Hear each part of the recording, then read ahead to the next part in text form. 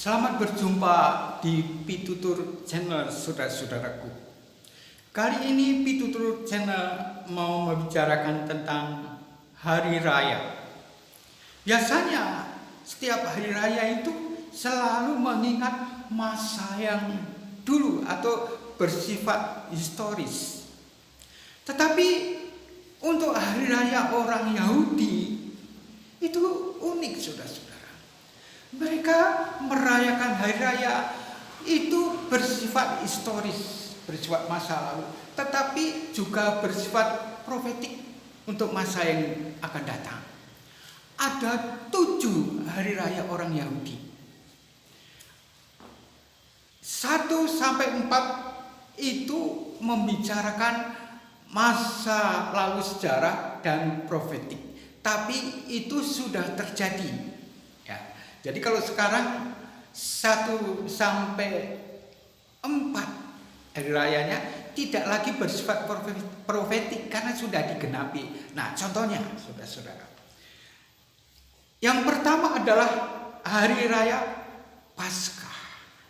Awalnya itu merupakan historis dan profetik. Tapi untuk saat ini, untuk abad pertama sudah digenapi tatkala Tuhan Yesus disalib. Kita baca di dalam Matius pasal yang ke-27 ayat 45 sampai 50. Itu penggenapan dari hari raya Paskah. Yang kedua adalah hari raya roti tidak beragi. Ya. Itu dulunya bersifat sejarah. Tapi sejak abad pertama Masehi itu sudah digenapi di dalam diri Tuhan Yesus, karena Yesus mengatakan aku inilah roti hidup di dalam Yohanes 6:48. Yang ketiga saudara-saudara, ada lagi hari raya Bungaran atau buah sulung. Dulu historis, tapi sekarang sudah digenapi pada abad yang pertama. Itu bisa dibaca ya. Bungaran itu tentang kebangkitan Yesus di dalam Injil Yohanes, saudara-saudara. Lalu yang keempat adalah hari raya Pantekusta. Ya. Itu dulu bersifat historis dan profetik, tapi sekarang enggak. Ya. Karena apa? Karena sudah digenapi pada abad pertama. Kita baca di dalam Kisah Rasul-Rasul 2 ayat 1 sampai 12. Jadi 1 sampai 4 itu sudah lagi tidak bersifat profetik. Tapi ada 3 hari raya lagi saudara-saudara. Itu bersifat historis dan profetik yang belum digenapi sampai abad ini. Yaitu yang kelima itu hari raya peniupan sangkakala atau hari raya Rosh Hashanah. Nah, itu bersifat historis sampai sekarang. Tetapi itu menunjuk ke masa depan yang belum digenapi. Apa yang terjadi penggenapan daripada Rosh Hashanah atau hari raya sangkakala itu saudara-saudara, itu kita baca di dalam 1 Korintus 15 ayat 52 dan 53.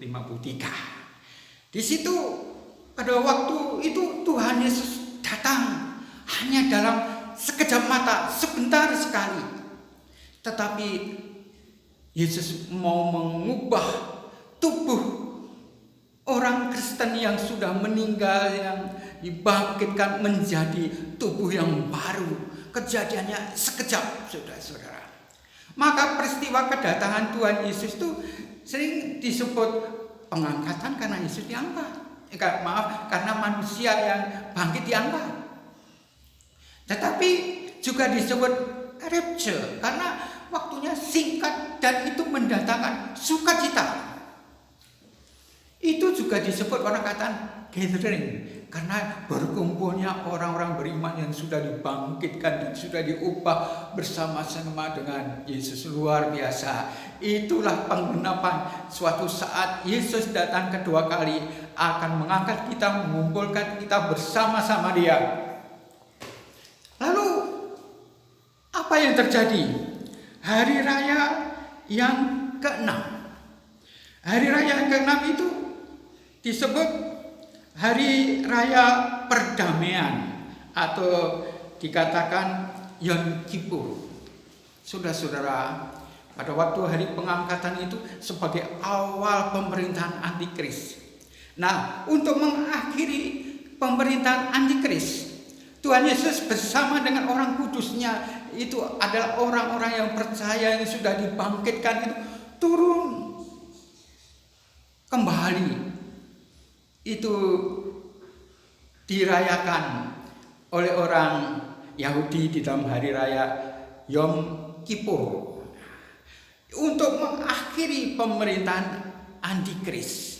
Jadi semua orang-orang kudus bersama Tuhan Yesus di situ mengakhiri peperangan, yang mengakhiri pemerintahan antikris, dan setelah itu antikris dibuang ke tempat lubang tak terduga. Nah, setelah itu saudara-saudara, ada sebutan bahwa saat itu merupakan awal pemerintahan. Nah, orang Yahudi merayakan hari ke-7 itu disebut Sukkot atau Pondok Daun. Ya, itu merupakan peristiwa sejarah bagi Israel. Tetapi sekarang masih bersifat profetik, yaitu Tuhan Yesus yang datang pada Yom Kippur sampai dia itu menjejakkan kakinya di Bukit Zaitun. Ya. Jadi kalau tadi yang kedatangan kedua kali ya periode pertama tidak sampai menginjakkan kakinya, tetapi kedatangan Yesus yang kedua pada periode kedua yang juga disebut parusia. Kalau yang pertama periode yang pertama tadi rapture, ya. Tetapi yang ini parusia, berarti muka dengan muka bisa dia menjejakkan kakinya. Untuk apa? Untuk mengawali pemerintahan yang penuh damai. Itu orang Yahudi merayakan hari raya Sukkot. Di situ terjadi kedamaian yang sesungguhnya setelah antikris dikalahkan. Apa yang terjadi di dalam hari raya Pondok Daun itu? Setelah Tuhan Yesus menginjakkan kakinya di mana? Di Bukit Zaitun. Boleh saudara baca di dalam kitab Zakaria pasal yang ke-14 ayat 16 sampai 17, ya. Di situ terjadi suatu awal perdamaian. Tidak ada lagi peperangan. Wah, sampai Nabi Mika ini ya, di Mika 4 ayat 3 itu sudah tidak ada perang. Alat-alat persenjataan itu, wah, segala itu dihancurkan untuk membuat alat-alat pertanian. Wah, luar biasa. Itulah yang kita sebut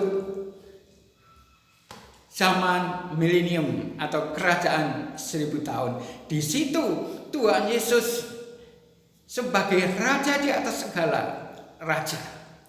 Dan saudara-saudara, kita melihat segala lutut akan bertelur, segala lidah akan mengaku Yesus adalah Tuhan.